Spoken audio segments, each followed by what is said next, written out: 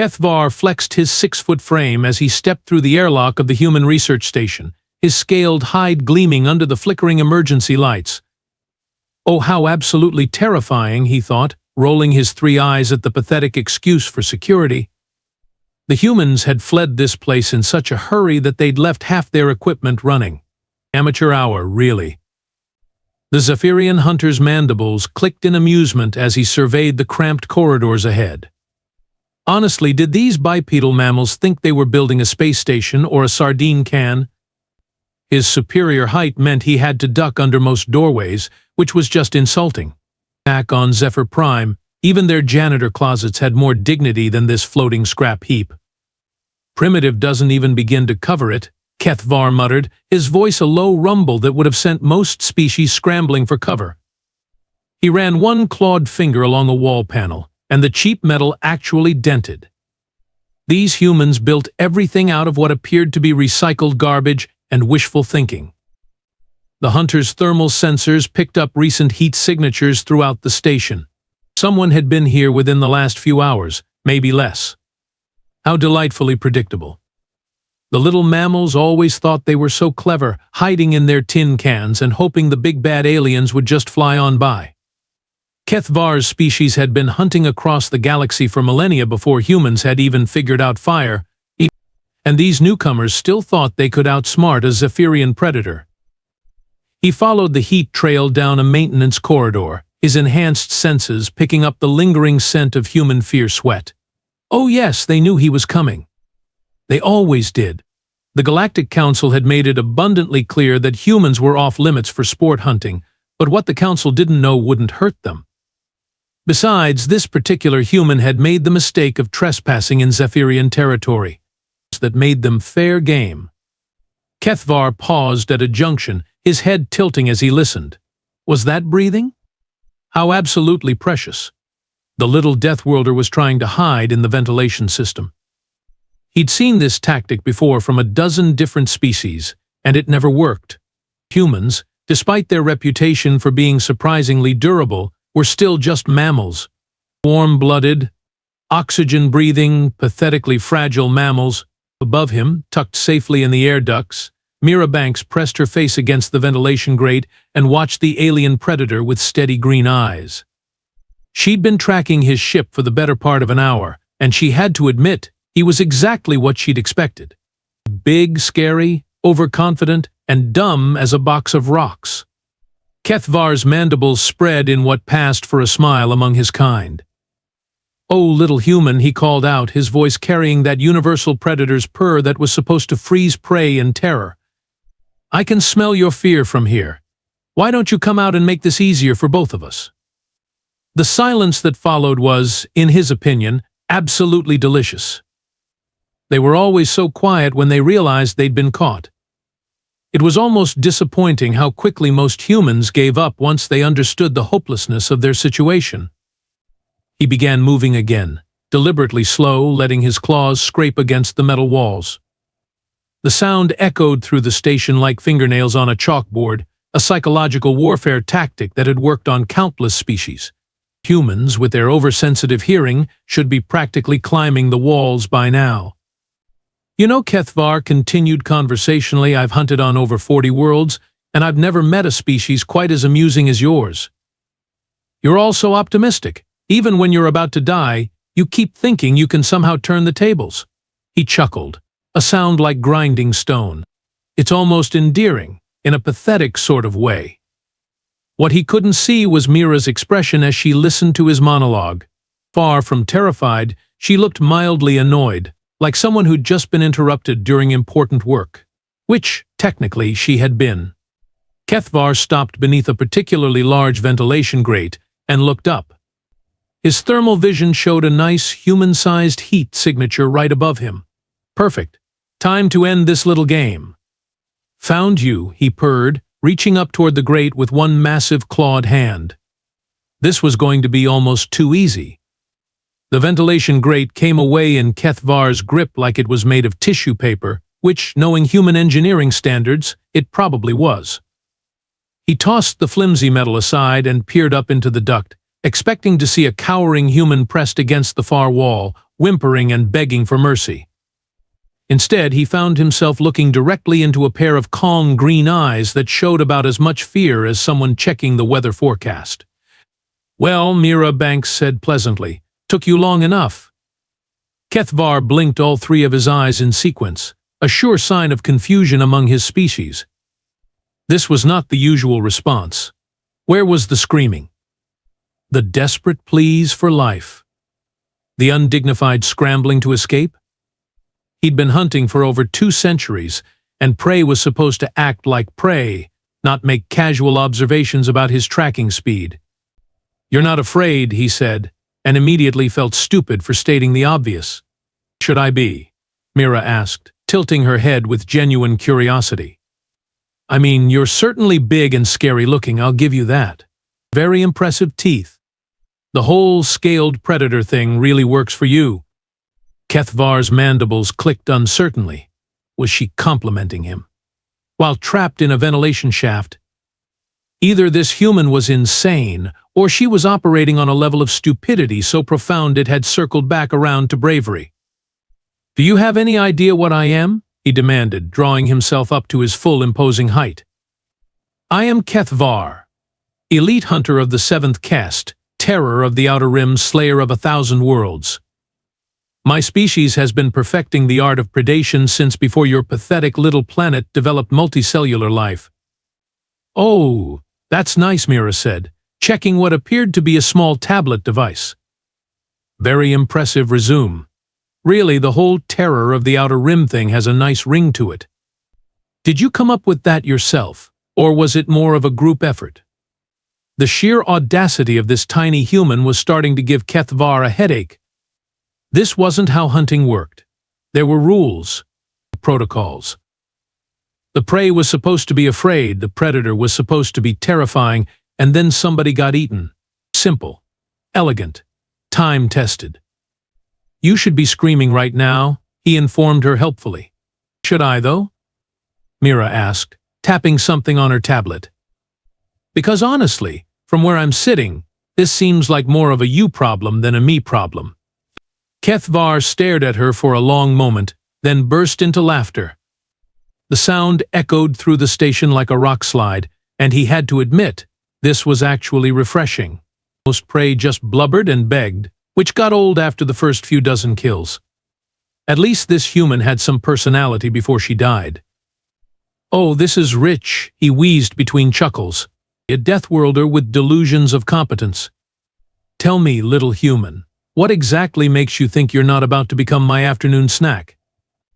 "Well," Mira said thoughtfully, "for starters, you're standing directly under the primary coolant intake for the reactor core."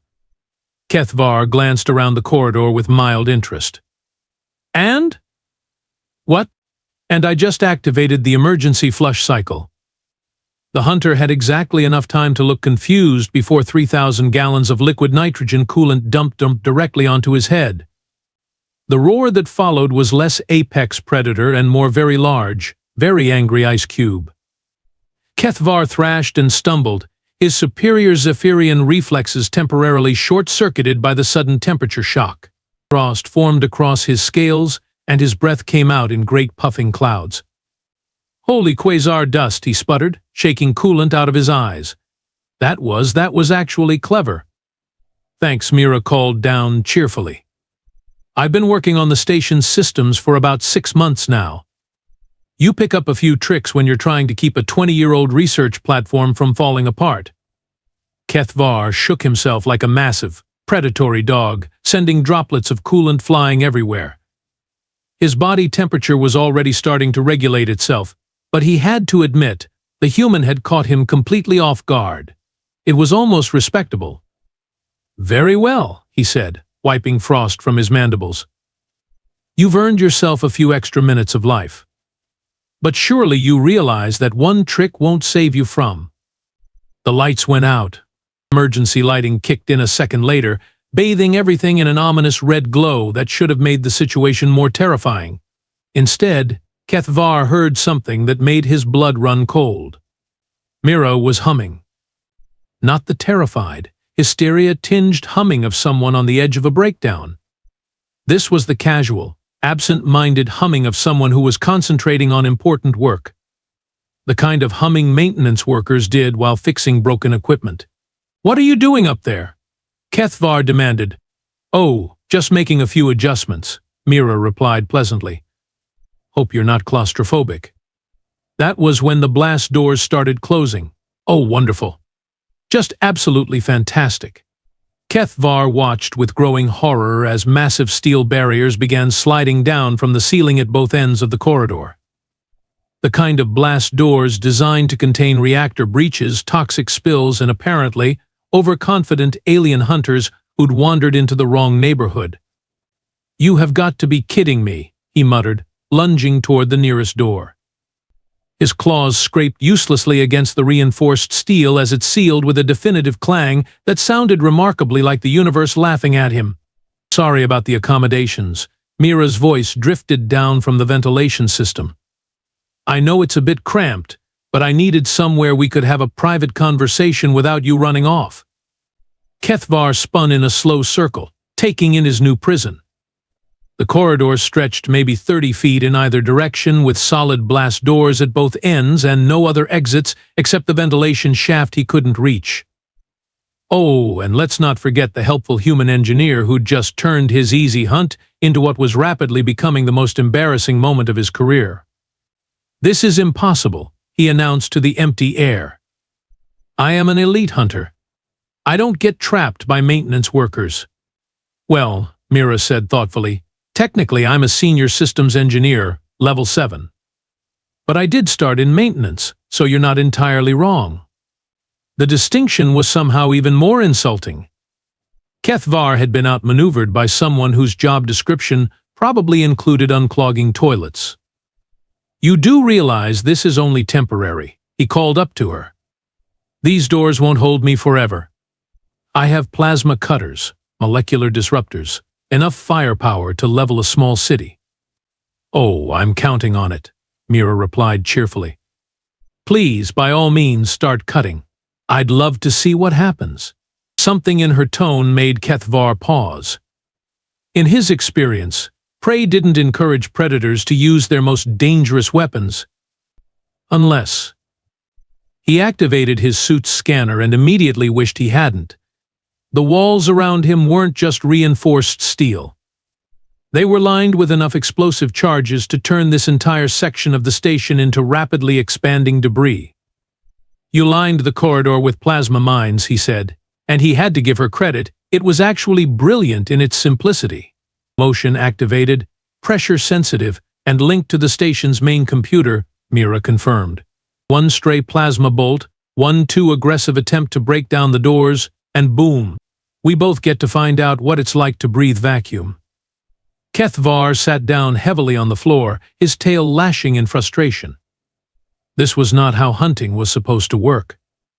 He was the predator. He was supposed to be the one setting traps and backing prey into corners, not the other way around. "So what's your plan?" he asked. "We both sit here until we die of old age?" "Oh, I've got plenty of time," Mira said, and he could hear her moving around in the ducts above him. "See, the thing about being a systems engineer on a research station is that you get really, really good at managing life support systems." As if on cue, the air circulation fans shut down.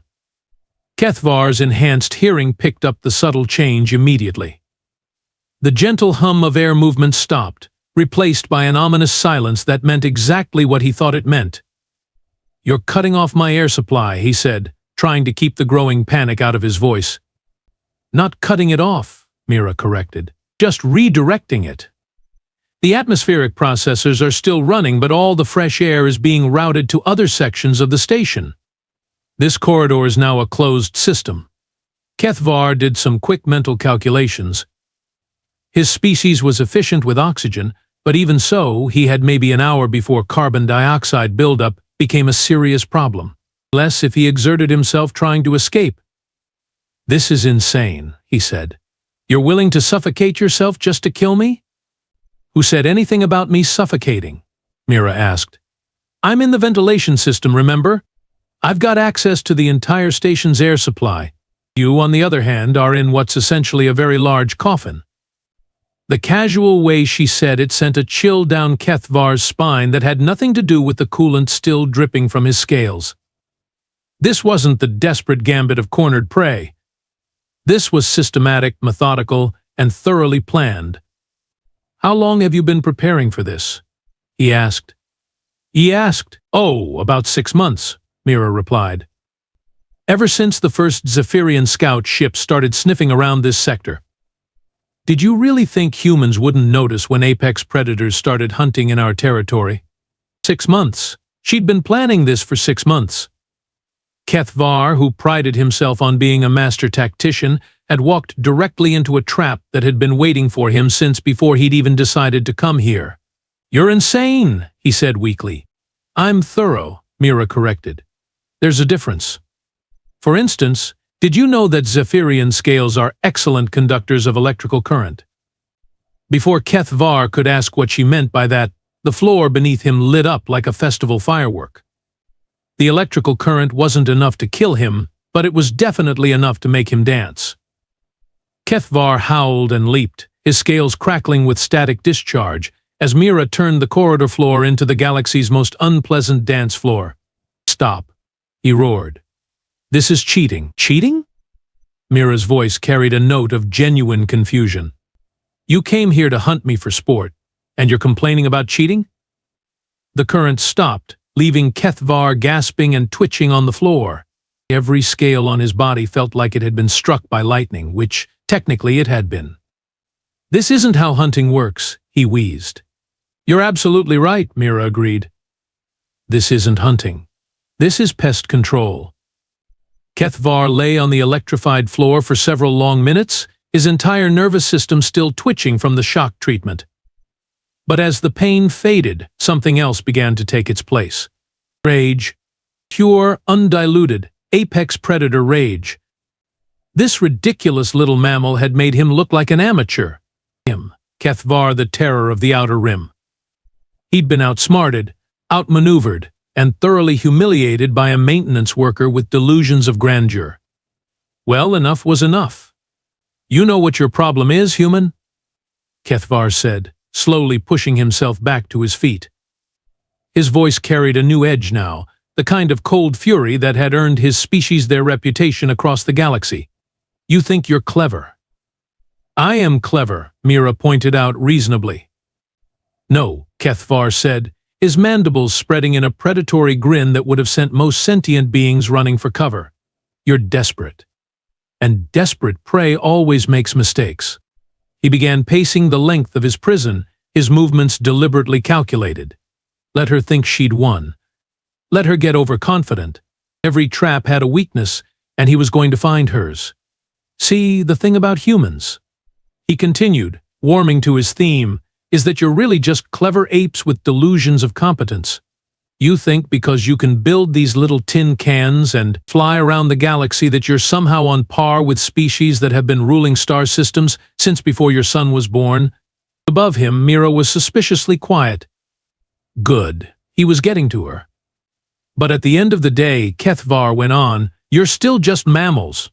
Soft, fragile, ridiculously short-lived mammals who panic the moment things don't go according to plan." He stopped pacing and looked up at the ventilation grate. "And right now, little human, you're trapped in that duct with nowhere to run. Oh sure, you've got your clever little traps and your jury-rigged systems, but what happens when I stop playing by your rules?" Without warning, Keth'var launched himself at the wall, his claws finding purchase in the metal plating. Human engineering might be primitive, but it wasn't completely useless. The walls had enough handholds and imperfections that a determined climber could make progress. "What are you doing?" Mira's voice carried the first note of real concern he'd heard from her. "What I should have done from the beginning," Keth'var snarled, hauling himself higher. "Stop letting the prey dictate the terms of engagement." His claws scraped against metal as he climbed, each movement bringing him closer to the ventilation opening. The air was getting thinner, yes, and his muscles were still twitching from the electrical shock, but none of that mattered now. He was a Zephyrian hunter, and Zephyrian hunters did not lose to maintenance workers. "You see," he called up as he climbed, The fundamental flaw in your plan is that you're still thinking like prey. You set up your little fortress, you spring your little traps, but you never considered what happens when the predator decides to come to you. He reached the ventilation opening and hauled himself up, his massive frame barely fitting in the duct. The space was cramped and awkward, designed for humans rather than 7-foot alien hunters, but that just meant the human would have even less room to maneuver. "Now then," Keth'var said, his voice echoing through the metal tube as he began crawling toward the sound of Mira's breathing. "Where were we before you so rudely interrupted our conversation with your amateur hour theatrics?" The duct curved ahead, and he could see a faint light around the bend. She was right there, probably cowering against the far wall with nowhere left to run. Finally, this ridiculous farce was about to end the way it should have from the beginning. Keth'var rounded the corner and found himself face to face with Mira Banks, who was sitting cross-legged in a slightly wider section of the ductwork, looking for all the world like she was waiting for a delayed transport. "Oh good," she said pleasantly. "You made it. I was starting to think you'd gotten lost." Something about her tone should have warned him. Something about the way she was sitting there, completely relaxed, should have set off every predatory instinct he possessed. But Keth'var was too caught up in his approaching victory to pay attention to details. Finally he laughed, the sound harsh and grating in the confined space. "No more tricks, no more games. Just you, me, and the natural order of things. Any last words before I show you what a real predator?" He got exactly that far. Mira's hand moved with the kind of surgical precision that came from years of working with delicate equipment in tight spaces. Her fingers found the soft spot just below his jaw, where the scales were thinner, and her makeshift blade, fashioned from a sharpened piece of station hull plating, which slid between them like it was designed for exactly this purpose. Keth'var's eyes went wide as warm blood began pouring down his throat. This wasn't possible. Humans were soft, weak. They used tools and tricks because they couldn't match a real predator in direct combat. But as the light faded from his eyes, Keth'var's last coherent thought was a moment of crystal-clear understanding. He hadn't been hunting a human at all. He'd been hunted by one. Mira wiped the blood off her improvised weapon and tucked it back into her tool belt, then checked her watch. 37 minutes from initial contact to termination. Not bad, but she'd done better. "Well," she said to the rapidly cooling corpse, "that was educational." 3 days later, the Zephyrian recovery team found what was left of Keth'var, the terror of the Outer Rim, stuffed into a waste disposal chute like a particularly large piece of garbage. "This cannot be right," whispered Veltar, the team's senior tracker, his scales pale with shock. "Elite hunters do not end up in trash compactors." His partner, QX Nor, was busy scanning the scene with every sensor they had. The readings made no sense. Keth'var's biosignature showed signs of electrical trauma, thermal shock, oxygen deprivation, and finally catastrophic throat trauma. It was like reading the medical file of someone who'd been systematically tortured by a professional. "The human," QX Nor said slowly. "Where is the human?" They found the research station's logs easily enough. Humans, bless their primitive little hearts, documented everything. Mira Banks, Senior Systems Engineer, Level 7. Assignment, Deep Space Research Platform Maintenance and Operations. Time on station, 8 months. What they didn't expect to find were the other files. "Veltar," QX Nor called, his voice strangely quiet. "You need to see this." The personal logs made for interesting reading. Entry after entry detailing encounters with unauthorized alien visitors. A Corvan slaver who'd tried to capture human specimens 6 months ago. He found dead in the reactor core with radiation poisoning. A Thaxian pirate crew who'd attempted to board the station 4 months back. Their ship had suffered a sudden and catastrophic life support failure while docked. And then there was the entry from 2 weeks ago. A hegemony scout ship that had gotten too close to human space. The pilot had been found floating in his own ship, apparently having suffered an allergic reaction to something in the station's air recyclers. "How many?" Veltar asked weakly. QX nor kept scrolling. 17 confirmed kills. All different species. All significantly larger and more dangerous than humans. The final log entry was dated yesterday, just a few hours after Keth'var's death. Personal log, day 847, Mira's voice played cheerfully from the speakers. Another visitor today? Big, scaly, lots of teeth. Called himself the terror of something or other. Really should have done his homework first. The recording paused, and they could hear the sound of someone cleaning equipment in the background. You know, it's funny, Mira continued. These apex predator types all make the same mistake. They see a human, and they think easy prey because we're small and soft, and we don't have claws or fangs or poison glands. What they don't seem to understand is that we don't need any of that stuff. More sounds of cleaning. Methodical, thorough cleaning. We've got something better. We've got brains and we've got spite, and we've got absolutely no sense of fair play whatsoever. Plus, and this is the important part, we're mean. Really genuinely mean when we want to be. The cleaning sounds stopped. Note to self, the waste disposal system works perfectly for Zephyrian-sized objects. You might want to remember that for next time. The log ended. Veltar and QX nor stared at each other in the kind of silence that follows a religious revelation.